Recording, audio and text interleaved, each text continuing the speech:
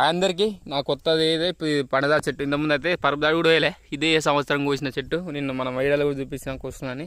అదే చెట్టు ఇప్పుడైతే పండదార అయితే కోస్తున్నా. చూడండి పైన ఉంది. చెట్టు ఎక్క ముందు అయితే హరహర మహాదేవ శంభో శంకర స్వామి పండదార రావాలి పక్క కోస్తున్నా. చూపిస్తూ చూడండి పండదార ఎట్లా వస్తుంది. నేను కత్తి వచ్చిన చూడండి. మన కాయ కొంచెం దూరంగా కత్తితో పెట్టుకుందాం.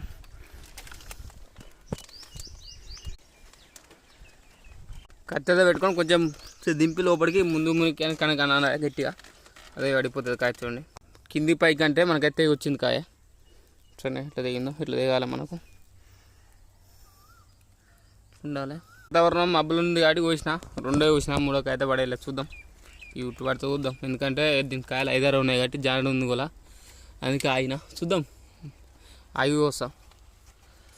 ఓకే మబ్బులు పడుతుంది కాబట్టి గ్యారెంటీ పండుదారు రావాలి వచ్చేది ఉంటే. ఇక రాకపోతే మనమైతే ఏం చేయలేం. 2 రోజులు గీసి చూస్తాం.